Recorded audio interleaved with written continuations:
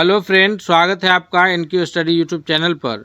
आइए आज हम लोग लेकर के आए हैं सक्षमता 3 से रिलेटेड अगला सेट, जिसमें हम लोग जो है विज्ञान, भारतीय राष्ट्रीय आंदोलन, भूगोल से ऐसे महत्वपूर्ण प्रश्नों को देखेंगे जो पिछले सक्षमताओं में पूछे गए हैं। तो आइए बिना देर किए हुए हम लोग चलते हैं अपने पहले नंबर प्रश्नों को देखते हैं। अभी कौन सा तत्व मानक तापमान और दाब यानी स्टैंडर्ड टेम्परेचर और प्रेशर पर तरल अवस्था में रहता है यानी लिक्विड के फॉर्म में रहता है? यह कौन सा तत्व है? ऑप्शंस में जो क्लोरीन, ब्रोमीन, आयोडीन और फ्लोरीन दिए हैं, इनमें से कौन ऐसा तत्व है जो ताप और दाब दोनों पर, यानी जो ऐसे समझिए कि कमरे के तापमान पर जो है ये दोनों लिक्विड फॉर्म में रहे, तरल अवस्था में रहे, द्रव अवस्था में रहे, तो वह तत्व है ब्रोमीन। हालांकि ब्रोमीन जो है यह एक अधात्विक तत्व है, नॉन मेटालिक तत्व है, जो कि कमरे के तापमान पर जो है यह किस अवस्था में रहता है? द्रव अवस्था में रहता है।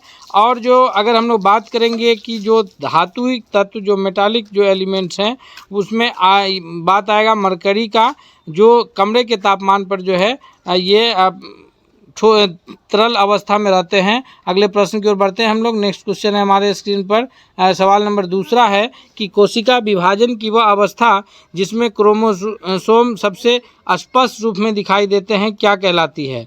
तो कोशिका विभाजन की वह अवस्था जिसमें क्रोमोसोम जो है सबसे स्पष्ट रूप में दिखा देती है, वह टेफ्लोज के रूप में जाना जाता है। ऑप्शन डी यहाँ पर सबसे करेक्ट आंसर के रूप में उत्तर जाना जाएगा। अगले प्रश्न की ओर बढ़ते हैं। सवाल नंबर तीसरा है कि विद्युत चुंबकीय स्पेक्ट्रम में सबसे अधिक ऊर्जा वाली किरण कौन सी होती है? तो विद्युत चुंबकीय स्पेक्ट्रम में जो सबसे अधिक ऊर्जा वाली किरण है, इनमें से जो है ऑप्शन बी करेक्ट आंसर है कि गामा किरण जो है वो सबसे अधिक ऊर्जा वाली किरण है। अगर हम लोग बात करें एक्स किरण की, जिसकी खोज जो है रॉन्टगेन के द्वारा किया गया था, या रॉन्टजन के द्वारा किया गया था इसकी खोज, और ये जो है अपारदर्शी में भी जो है प्रकाश ऐसा है जो पार कर जाता है, जिस कारण जो है डॉक्टर इसमें टूटी हुई अस्थियों का पता लगाने के लिए अक्सर एक्सरे लिखते हैं। और अगली जो किरण है पराबैंगनी किरण, जो जिसे जो है ओजोन लेयर जो है ये रोक देता है, और ये पृथ्वी तक पराबैंगनी किरण नहीं आ पाती है, और जिसके कारण जो है पृथ्वी का टेम्परेचर अनुकूल बना हुआ है, और विभिन्न प्रकार के जो रोग हैं उससे भी हम लोग जो है ये बचे रहते हैं पराबैंगनी किरणों से। इसे रोकने का कार्य कौन करता है? तो ओजोन परत करता है। और ओजोन परत को अगर बात की जाए, जो कि ये वायुमंडल की परत में जो ओजोन है उसको सबसे अधिक जो क्षय है वो CFC के द्वारा हो रहा है, क्लोरोफ्लोरोकार्बन से। और अगर इस तरह से क्षय होता रहा तो फिर जो है पराबैंगनी किरण का सीधा आगमन धरती पर होगा, और उससे नुकसान ये होगा कि जो है विभिन्न प्रकार की जो रोग हैं वो बढ़ेंगे, और ये हम टेम्परेचर भी पृथ्वी का अधिक हो जाएगा। अगले प्रश्न की ओर बढ़ते हैं। सवाल नंबर चौथा है हमारे स्क्रीन पर कि जो जीवाणु बैक्टीरिया है वो किस प्रकार की कोशिका होती है? तो बैक्टीरिया की जो कोशिका होती है जीवाणु की, वो मुख्य रूप से जो है प्रोकैरियोटिक कोशिकाएं होती है। ऑप्शन इसका जो है बी, चौथा नंबर प्रश्न का बी सबसे करेक्ट आंसर के रूप में उत्तर जाना जाएगा। अगले प्रश्न की ओर बढ़ते हैं। इससे पहले हम आपसे रिक्वेस्ट करते हैं कि अगर आप हमारे चैनल पर अब तक नए हैं तो चैनल को जरूर सब्सक्राइब कीजिए, साथ ही साथ आप बेल आइकन को दबाइए ताकि अगला हर अपडेट्स आप तक सबसे पहले पहुंचेगा। सवाल है अगला कि पाँचवा नंबर सवाल है कि कौन सी गैस वायुमंडल में सबसे अधिक प्रतिशत में पाई जाती है? तो जो गैसेज हैं वायुमंडल में, यानी वायु जो है हवा, ये गैसों का मिश्रण है, और गैसों के मिश्रण में जो सबसे अधिक मात्रा में जो गैस वायुमंडल में पाई जाती है नाइट्रोजन है, जो कि 78% जो है वायुमंडल में नाइट्रोजन गैस की अधिकता कितनी है? 78% तक नाइट्रोजन गैस पाई जाती है। उसके बाद जो है दूसरे नंबर पे ऑक्सीजन है, जो 21% ऑक्सीजन पाई जाते हैं, और तीसरे नंबर पर जो है कार्बन डाइऑक्साइड है, जो 0.03% जो है मात्रा में पाए जाते हैं। बचे हुए 0.97, जो बचे हुए 0.97 है, इसी में अन्य जितने भी गैस है वो सभी इसी मात्रा में पाए जाते हैं। बाकी जो है सबसे अधिक मात्रा में 78% नाइट्रोजन पाए जाते हैं, 21% ऑक्सीजन पाए जाते हैं, जिसे प्राणवायु के नाम से जानते हैं, जो हम लोग श्वसन में लेते हैं, और जो ये कार्बन डाइऑक्साइड है वो 0.03% पाए जाते हैं। अगले प्रश्न की ओर बढ़ते हैं। सवाल है हमारे स्क्रीन पर छठा कि प्रकाश का प्रकीर्णन, स्कैटरिंग ऑफ लाइट जो है यह क्यों हो पाती है? तो प्रकाश की जो 3 प्रमुख घटनाएं हैं, एक तो है परावर्तन जिसको रिफ्लेक्शन ऑफ लाइट के नाम से जानते हैं, दूसरा है अपवर्तन जिसको रिफ्रैक्शन ऑफ लाइट, और तीसरा है स्कैटरिंग यानी प्रकीर्णन। तो परावर्तन का जो ये है कि प्रकाश की किरण जो है किसी सतह से टकरा करके वापस उसी दिशा में लौट जाती है तो वह परावर्तन के नाम से जाना जाता है। जैसे जो है उसको जो है रिफ्लेक्शन के नाम से हम लोग जानते हैं। और जो अपवर्तन है कि प्रकाश एक माध्यम से दूसरे माध्यम में जब प्रवेश करती है तो फिर वो अपने अभिलंब की ओर या अभिलंब से दूर मुड़ती है, तो ये घटना जो है ये प्रकीर्णन के अपवर्तन के नाम से जाना जाता है। और तीसरी जो घटना है प्रकीर्णन, कि प्रकाश के कण जो है वो वायुमंडल में स्थिर छोटे छोटे ये कणों से टकरा करके जो विभिन्न दिशाओं में फैलते हैं उसको जो है प्रकीर्णन के नाम से जानते हैं। यानी यहाँ पर ऑप्शन बी 6ठा नंबर प्रश्न का सही उत्तर के रूप में क्या जाना जाएगा, ऑप्शन बी जाना जाएगा कि प्रकाश की किरण जो है किसी छोटे छोटे कणों से टकरा करके और विभिन्न दिशाओं में जो फैल जाते हैं, यह घटना जो है प्रकीर्णन के नाम से जानी जाएगी। अगले प्रश्न की ओर बढ़ते हैं। सवाल नंबर 7वां है हमारे स्क्रीन पर कि सबसे मजबूत अम्ल कौन सा है। मजबूत अम्ल का अर्थ यह है कि सबसे प्रबल अम्ल कौन सा है, स्ट्रॉन्गेस्ट एसिड कौन सा है। तो यहाँ पर जो है हाइड्रोक्लोरिक एसिड है, सल्फ्यूरिक एसिड है, ये सभी प्रबल अम्ल या फिर स्ट्रॉन्ग एसिड के रूप में ही जाना जाता है। लेकिन इसमें ऑप्शन जो हमारे पास दिए हैं इनमें सबसे जो स्ट्रॉन्ग की बात का अगर हम लोग करेंगे तो वो फ्लोरिक एसिड है जो HClO4 के नाम से जाना जाता है। ऑप्शन यहाँ पर सी सबसे करेक्ट आंसर के रूप में उत्तर जाना जाएगा। अगर हम लोग बात करें अम्ल की तो अम्ल के बारे में जानिए कि अम्ल जो है वो नीला लिटमस को लाल करता है, लाल लिटमस को नीला करेगा। और अम्ल जो है इसका pH मान 0 से 6.9 के बीच होगा, यानी 7 से कम होगा। और जो है इसका ये जितना pH कम होगा उतना ज़्यादा अम्लीय होगा। यानी अगर pH 3 है और pH 6 है तो pH 3 जो है वो स्ट्रॉन्ग एसिड कहलाएगा और pH 6 जो है वो वीक एसिड के नाम से जाना जाएगा। तो इस प्रकार जो है ये अम्ल के बारे में है। और इसी के विपरीत भस्म होता है जिसको क्षार के नाम से जानते हैं, जिसका pH मान 7.1 से लेकर के 14 तक रहता है। और इसमें जितना ज़्यादा pH होगा उतना ज़्यादा स्ट्रॉन्ग बेस के रूप में वह स्ट्रॉन्ग क्षार के रूप में जाना जाएगा। अगले प्रश्न की ओर बढ़ते हैं। सवाल नंबर है कि कोई वस्तु प्रकाश की गति से क्यों नहीं चल सकती है। तो अगर प्रकाश की जो गति है 3 लाख किलोमीटर पर सेकेंड, प्रकाश की कितनी गति है तो 3 लाख किलोमीटर पर सेकेंड, यानी 3 × 10⁵ किलोमीटर पर सेकेंड की स्पीड से जो है प्रकाश चलती है। अब इस स्पीड से कोई वस्तु इसलिए नहीं चल पाएगी क्योंकि वस्तु का द्रव्यमान जो है अनंत होना चाहिए। अगर वस्तु इस स्पीड से चलती है तो उसके द्रव्यमान का जो है मतलब इस द्रव्यमान की कोई वस्तु हो ही नहीं सकती है कि इस स्पीड से चले, चूँकि वस्तु की स्पीड जो उसके द्रव्यमान पर भी निर्भर करता है। अगर वस्तु हल्की वस्तु है तो वो उतनी स्पीड जा ही नहीं सकती है। अर्थात 8वां का जो है ऑप्शन ए करेक्ट आंसर है कि द्रव्यमान अनंत हो जाएगा। यही कारण है कि कोई भी वस्तु प्रकाश की चाल से गमन नहीं कर सकती है। अगले प्रश्न की ओर बढ़ते हैं। सवाल है कि मानव के रक्त में आरबीसी का जीवन काल कितना होता है, यानी रेड ब्लड कॉर्पस्कल्स जो है इसका जो जीवन काल है, उम्र है, वो कितने दिनों का होता है। तो आरबीसी का जो जीवन काल है, यानी हिंदी में इसे लाल रक्त कणिकाएं के नाम से जानते हैं, इसका जो जीवन काल है वो 120 दिनों का है। कितने दिनों का है 120, यानी ऑप्शंस जो है सी यहाँ सबसे करेक्ट आंसर के रूप में उत्तर जाना जाएगा। नेक्स्ट प्रश्न की ओर बढ़ते हैं। सवाल है कि चालक की तुलना में, यानी कंडक्टर जो जिसे होकर के विद्युत धारा का प्रवाह आसानी से हो सके, जैसे एल्युमिनियम, तांबा, चालक की तुलना में सेमीकंडक्टर यानी अर्धचालक जो है तापमान बढ़ने पर प्रतिरोध कैसे बदलता है। तो अगर हम लोग बात करें कि सेमीकंडक्टर अर्धचालक जिसका उदाहरण सिलिकॉन जिसकी परमाणु संख्या 14 है और जर्मेनियम है जिसकी परमाणु संख्या 32 है, तो सिलिकॉन और जर्मेनियम जो है ये अर्धचालक है, यानी ये ऐसे तत्व हैं जो कमरे के ताप पर तो कुचालक की तरह यानी इंसुलेटर की तरह बिहेव करते हैं, लेकिन जब इनका टेम्परेचर बढ़ाया जाता है, तापमान बढ़ाया जाता है, तो इनका रेजिस्टेंस यानी प्रतिरोध घट जाता है। और प्रतिरोध घट जाता है तो यह फिर वहाँ पर कंडक्टर की तरह काम करने लगते हैं, यानी चालक की तरह काम करने लगते हैं। तो बात यहाँ पर प्रश्न जो पूछा जा रहा है कि चालक के तुलना में अर्धचालक का तापमान बढ़ने पर प्रतिरोध क्या होगा। तो अर्धचालक का जब तापमान बढ़ेगा तो उसका प्रतिरोध घटेगा, और प्रतिरोध घटेगा तो उससे होकर के विद्युत धारा का प्रवाह शुरू होगा। ऑप्शन बी यहाँ 10वां नंबर प्रश्न का ऑप्शन बी करेक्ट आंसर के रूप में उत्तर जाना जाएगा। नेक्स्ट प्रश्न की ओर बढ़ते हैं। सवाल इससे पहले हम आपसे फिर एक बार रिक्वेस्ट करेंगे दोस्तों कि अब तक हमने 10 सवालों को किया है, आगे भी हम करेंगे, आप अंत तक बने रहिए। और अगर आप हमारे चैनल पर नए हैं तो सब्सक्राइब जरूर कीजिए, साथ ही साथ जो है आप बेल आइकन को दबाइए ताकि अगला हर अपडेट के द्वारा स्थापित किया गया था। जी, तो विश्व का जो पहला गणतंत्र है वैशाली में स्थित है।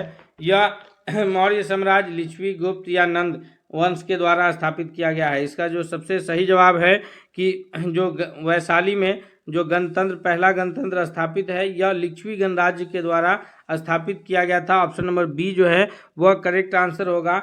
बिहार में जो है पूरे 16 महाजनपदों में से 3 प्रमुख महाजनपद का ये बिहार में मिलता है, जिसमें से मगध साम्राज्य, वज्जी संघ, तो उसी में वज्जी संघ का एक हिस्सा था लिच्छवी गणराज्य, और मगध साम्राज्य का हिस्सा है मौर्य साम्राज्य, जिसमें जो है हर्यक वंश, नंद वंश और उसके बाद जो है मौर्य साम्राज्य की स्थापना होती है। तो ये इस प्रकार जो है ये विश्व का पहला गणतंत्र कौन सा है? लिच्छवी गणराज्य है। नेक्स्ट प्रश्न की ओर बढ़ते हैं। क्वेश्चन नंबर 12 है कि द्वितीय बौद्ध संगीति का आयोजन किस शासक ने किया था? तो द्वितीय बौद्ध संगीति का जो आयोजन करने वाले शासक जाने जाते हैं, 12वां नंबर प्रश्न का जो सबसे करेक्ट आंसर है वह डी है कि काला अशोक के समय में जो है द्वितीय बौद्ध संगीति का आयोजन हुआ था, जो कि कहाँ हुआ था? तो यह वैशाली में हुआ था। तृतीय बौद्ध संगीति का आयोजन जो है यह पाटलिपुत्र में हुआ है, जो कि उस वक्त जो शासन था वो अशोक महान या फिर अशोक मौर्य, कहिए कि अशोक मौर्य के शासनकाल में तीसरा बौद्ध संगीति का तीसरा बौद्ध संगीति का आयोजन पाटलिपुत्र में हुआ है। और कनिष्क के समय में जो है चौथे बौद्ध संगीति का आयोजन पाटलिपुत्र में हुआ है, कुंडलवन कश्मीर में हुआ है। चौथे बौद्ध संगीति का आयोजन कहाँ हुआ है? तो वह कुंडलवन कश्मीर में हुआ है। अगले प्रश्न की ओर बढ़ते हैं। क्वेश्चन नंबर 13 है कि महावीर जैन की मृत्यु निम्नलिखित में से किस नगर में हुई है? यानी महावीर स्वामी को, जो कि जैन धर्म के 24वें तीर्थंकर और 24वें और अंतिम तीर्थंकर कहिए हैं, उनकी जो महापरिनिर्वाण है या मृत्यु है यह किस शहर में हुआ है? तो इसका जो सबसे करेक्ट आंसर है वह है 13वां का ऑप्शन नंबर सी के पावापुरी में हुआ है। अगले प्रश्न की ओर बढ़ते हैं हम लोग। नेक्स्ट क्वेश्चन देखते हैं। क्वेश्चन नंबर 14 है कि शहीद दिवस किस दिन मनाया जाता है? शहीद दिवस जो है वह 30 जनवरी, 13 फरवरी, 15 मार्च या फिर 22 अगस्त को मनाया जाता है। तो शहीद दिवस राष्ट्रपिता महात्मा गांधी जी के शहादत पर जो है प्रत्येक वर्ष 30 जनवरी को मनाया जाता है, क्योंकि 30 जनवरी 1948 को नाथूराम गोडसे के द्वारा जो है महात्मा गांधी की हत्या कर दी गई थी, उन्हें शहीद कर दिया गया था, और उन्हीं के शहादत दिवस पर प्रत्येक वर्ष भारत में शहीद दिवस के रूप में मनाया जाता है। अगले प्रश्न की ओर बढ़ते हैं। नेक्स्ट क्वेश्चन है, क्वेश्चन नंबर 15 है कि देश का एकमात्र किस राज्य की राजभाषा अंग्रेजी है? अलग अलग राज्यों की राजभाषा जो है अलग अलग है पूरे, तो जिस प्रकार बिहार की राजभाषा हिंदी है और द्वितीय राजभाषा बिहार की उर्दू है, उसी प्रकार अपने देश के किस राज्य की राजभाषा अंग्रेजी है? वह एकमात्र ऐसा राज्य है जिसकी राजभाषा अंग्रेजी है, वह राज्य नागालैंड, सिक्किम, मणिपुर और मिजोरम में कौन सा है? तो इसका सही उत्तर है ऑप्शन नंबर ए कि वह राज्य जो है नागालैंड है, जिसकी राजभाषा हिंदी है, हिंदी नहीं अंग्रेजी है। याद रखेंगे हम लोग ताकि कोई भी प्रश्न छूटे नहीं। अगला प्रश्न है, क्वेश्चन नंबर 16 है कि नालंदा विश्वविद्यालय के संस्थापक महोदय कौन थे? तो नालंदा विश्वविद्यालय के संस्थापक महोदय की अगर बात किया जाए तो यह गुप्त वंश के शासक कुमारगुप्त प्रथम है, यानी ऑप्शन नंबर बी इसका सबसे करेक्ट आंसर होगा। नालंदा विश्वविद्यालय की स्थापना कुमारगुप्त प्रथम के द्वारा किया गया था, और जो इसे नालंदा विश्वविद्यालय को बर्बाद किया गया, नुकसान किया गया, वो बख्तियार खिलजी के द्वारा किया गया था, याद रखिएगा। और समुद्रगुप्त जो है वो उन्हें भारत का नेपोलियन के नाम से जाना जाता है, याद रखेंगे हम लोग। अगले प्रश्न की ओर बढ़ते हैं। क्वेश्चन नंबर 17 है कि सांची का स्तूप किस शासक ने बनवाया था? सांची का स्तूप जो है वो बिंबिसार है, हर्षवर्धन है या फिर पुष्यमित्र है या अशोक है? तो इसका सबसे करेक्ट आंसर होगा कि सांची का स्तूप जो है वह अशोक महान के द्वारा बनवाया गया था। ऑप्शन नंबर डी इसका सबसे करेक्ट आंसर होगा। अगले प्रश्न की ओर बढ़ते हैं। नेक्स्ट क्वेश्चन है, क्वेश्चन नंबर 18 है कि बौद्ध धर्म के प्रचार के लिए अशोक ने किसे श्रीलंका भेजा था? तो चूंकि अशोक जो है कलिंग के युद्ध के बाद अशोक ने अपना धर्म अपना परिवर्तन किया। आजीवक संप्रदाय के मानने वाले थे, लेकिन बाद में इन्होंने जो है बौद्ध भिक्षु के रूप में दीक्षित हुए। तो बौद्ध धर्म अपनाने के बाद जो है ये अशोक ने अपनी धम्म की नीति अपनाई और उसके पश्चात अपनी बेटी संघमित्रा और पुत्र महेंद्र दोनों को जो है बौद्ध धर्म के प्रचार प्रसार के लिए श्रीलंका भेजे थे। यानी महेंद्र और संघमित्रा दोनों, ऑप्शन नंबर डी जो है इसका करेक्ट आंसर हो जाएगा। महेंद्र इनके पुत्र हैं और संघमित्रा इनकी पुत्री हैं। नेक्स्ट सवाल है, क्वेश्चन नंबर 19 है कि चंद्रगुप्त मौर्य ने अपने अंतिम दिनों में किस धर्म के अनुयायी बन गए थे। तो चंद्रगुप्त मौर्य जो है अपने मौर्य साम्राज्य के संस्थापक हैं, जो नंद वंश के स्थान पर उन्हें हरा करके कौटिल्य के मदद से मौर्य साम्राज्य की स्थापना किए थे। लेकिन अपने अंतिम समय में जो है वो जैन अनुयायी हो गए थे और वो जो है जैन मुनि के साथ श्रवण बेलगोला जो कि कर्नाटक राज्य में स्थित है वहाँ चले गए थे। यानी अपने अंतिम दिनों में वो जो चंद्रगुप्त मौर्य जो है वह जैन धर्म के अनुयायी हो गए थे। 19वां का ऑप्शन नंबर ए सबसे सही जवाब है। नेक्स्ट सवाल है, क्वेश्चन नंबर 20 है कि निम्नलिखित में कौन प्रार्थना समाज से संबंधित नहीं है। यानी प्रार्थना समाज से संबंधित नहीं है।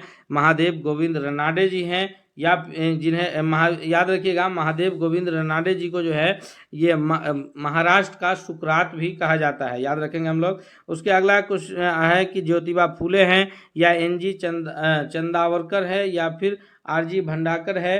तो इसका करेक्ट आंसर है 20वां नंबर प्रश्न का ऑप्शन नंबर बी की ज्योतिबा फूले जो है वो प्रार्थना समाज से संबंधित नहीं है। क्वेश्चन नंबर 21 है कि रिहंद बांध किस राज्य में स्थित है। तो रिहंद बांध जो है यह अपने पड़ोसी बिहार के पड़ोसी राज्य उत्तर प्रदेश में स्थित है, अर्थात ऑप्शन नंबर बी जो है इसका सबसे करेक्ट आंसर है 21वां नंबर प्रश्न का। नेक्स्ट क्वेश्चन की ओर बढ़ते हैं। क्वेश्चन नंबर 22 है कि निम्नलिखित में से जनता के द्वारा प्रत्यक्ष रूप से निर्वाचित सदन कौन सा है। तो अगर हम लोग इस सदन की बात करें कि जो जनता के द्वारा जहां प्रतिनिधि प्रत्यक्ष रूप से चुन करके आते हैं तो वह सदन है लोकसभा, जिसमें जनता के द्वारा प्रत्यक्ष रूप से चुने हुए प्रतिनिधि आते हैं। लोकसभा का कार्यकाल 5 वर्ष का होता है। प्रत्येक 5 वर्ष पर जो है इसका विघटन होता है और उसके पश्चात जो है अगले ये चुन करके आते हैं। पूरे 543 जो है लोकसभा के ये पूरे भारत से 543 लोग चुन करके पहुंचते हैं सदन में, और ये जनता के द्वारा डायरेक्ट चुने जाते हैं। इनमें जो उम्र सीमा रखी गई है कि सबसे कम उम्र है वह है 25 वर्ष। 25 वर्ष से कम उम्र का व्यक्ति जो है लोकसभा का सदस्य नहीं बन सकता है। वहीं अगर राज्यसभा की बात की जाए तो राज्यसभा में जो है चुन करके आते हैं वो डायरेक्ट नहीं आते हैं, अप्रत्यक्ष ढंग से आते हैं। जनता के चुने हुए प्रतिनिधि उन्हें चुनते हैं। नेक्स्ट सवाल है, क्वेश्चन नंबर 23 है कि भारतीय संविधान के किस अनुच्छेद में लोकसभा के गठन के संबंध में प्रावधान किया गया है। 23वां नंबर प्रश्न का जो सबसे सही उत्तर है वह है ऑप्शन नंबर सी के अनुच्छेद 81 में भी है और अनुच्छेद 331 में भी है। यानी इस दोनों अनुच्छेद में जो है वह लोकसभा के गठन से संबंध में प्रावधान है। अगला प्रश्न है, क्वेश्चन नंबर 31 है कि 31वें संविधान संशोधन अधिनियम के द्वारा लोकसभा की अधिकतम सदस्यों की संख्या कितनी निर्धारित की गई है। जी, 31वां जो संविधान संशोधन अधिनियम है उसके तहत लोकसभा में मैक्सिमम जो सदस्यों की संख्या है वो 545 है। हालांकि अधिकतम सदस्यों की संख्या 552 हो सकती है, लेकिन निर्वाचित होने वालों की संख्या 545 है और उसमें से 543 जो है वो जनता के द्वारा डायरेक्ट चुन करके आते हैं और जनता उन्हें वोट करके हर 18 वर्ष से अधिक उम्र के भारतीय नागरिक जो है उसे वोट करने का अधिकार प्राप्त है और वो चुन करके अपने प्रतिनिधि के रूप में 543 को अलग अलग राज्य और केंद्र शासित प्रदेशों से भेजते हैं।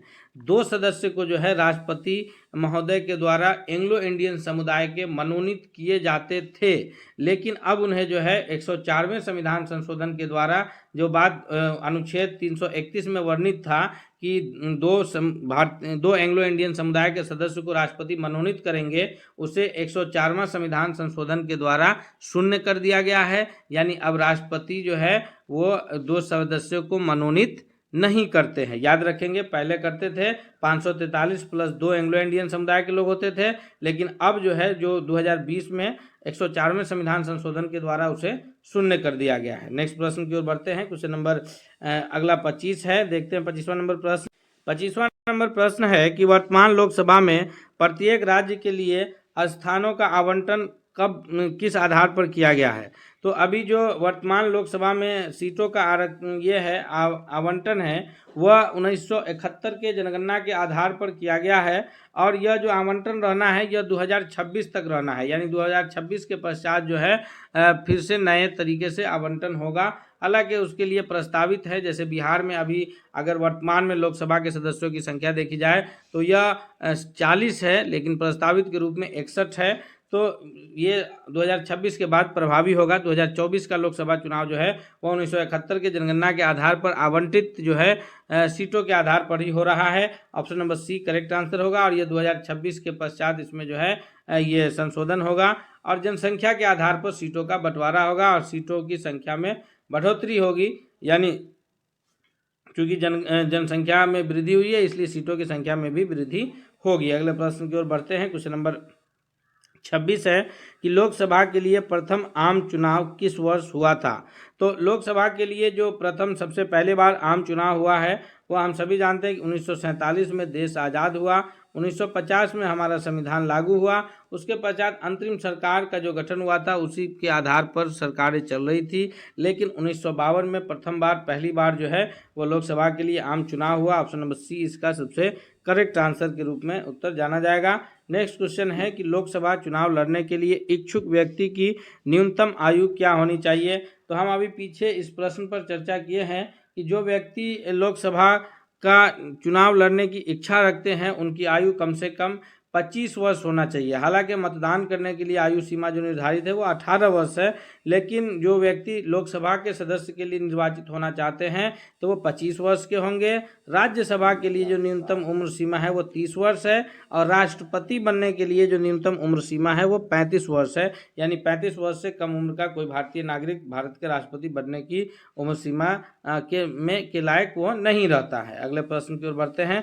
क्वेश्चन नंबर 28 है कि बिहार में लोकसभा के लिए कुल सीटों की संख्या कितनी है। तो ये तो 40 है, हम सभी जानते हैं। Option number A correct answer हो जाएगा। लोकसभा का 40 है, राज्यसभा का 16 है, याद रखिएगा। विधानसभा का 243 है और विधान परिषद के सीटों की संख्या 75 है। तो चूंकि यहाँ बिहार की जो विधानमंडल है वो द्विसदनात्मक है, यानी यहाँ का निचला सदन विधानसभा है जो 243 सदस्यों की संख्या है और ऊपरी सदन विधान परिषद है जहाँ सदस्यों की संख्या 75 है। अगला प्रश्न है क्वेश्चन नंबर 29 है कि दिल्ली में स्थित शांति वन में किनका समाधि स्थित है। शांति वन में जो समाधि स्थित है वह है ऑप्शन नंबर बी, यानी पंडित जवाहरलाल नेहरू जी का है। ऑप्शन भारत के प्रथम प्रधानमंत्री के रूप में जाने जाते हैं। अगला प्रश्न की ओर बढ़ते हैं। क्वेश्चन नंबर 30 है कि अजंता की गुफा कहाँ स्थित है। किस राज्य में जो है अजंता की गुफा स्थित है। उड़ीसा, मध्य प्रदेश, महाराष्ट्र या फिर केरल। तो इसका सही उत्तर है ऑप्शन नंबर सी कि यह जो है महाराष्ट्र राज्य में स्थित है। दोस्तों ये सभी महत्वपूर्ण प्रश्न जो है आपकी परीक्षा की दृष्टि से बहुत लाभकारी है, इसलिए आपसे रिक्वेस्ट भी है कि यदि आप हमारे चैनल पर अब तक नए हैं तो ज़रूर सब्सक्राइब कर लीजिएगा और वीडियो पसंद आ रहा है तो इसे लाइक करते हुए दोस्तों के बीच शेयर करना नहीं भूलिएगा। क्वेश्चन नंबर 31 है कि पतंजलि का संबंध किससे है। पतंजलि का जो संबंध है तो ये इसका संबंध योग दर्शन से है। ऑप्शन नंबर डी इसका सबसे करेक्ट आंसर है, याद रखेंगे हम लोग। और अगले प्रश्न की ओर बढ़ते हैं। नेक्स्ट क्वेश्चन कौन सा है। क्वेश्चन नंबर 32 है कि गौतम बुद्ध का वास्तविक नाम क्या है। गौतम बुद्ध के नाम से प्रसिद्ध जो है बौद्ध धर्म के संस्थापक गौतम बुद्ध, जिनका जन्म जो है लुम्बिनी वन में हुआ था और इन्होंने अपना पहला उपदेश जो है वो सारनाथ में दिया है। इनका जो वास्तविक नाम है वो सिद्धार्थ है। ऑप्शन नंबर बी 32वां नंबर प्रश्न का सबसे सही उत्तर है कि सिद्धार्थ जो है उनके बचपन का वास्तविक नाम है। नेक्स्ट सवाल है क्वेश्चन नंबर 33 है कि किसने कहा था कि दिल्ली अभी दूर है। तो ये जो है ये दिल्ली सल्तनत के सुल्तान जो तुगलक वंश के शासक थे उन्हें हजरत निजामुद्दीन औलिया के द्वारा कहा गया था कि दिल्ली अभी दूर है। हुनूज दिल्ली दुरस्त ये फारसी का एक ये है जुमला है जिसका अर्थ होता है कि हुजूर दिल्ली अभी दूर है।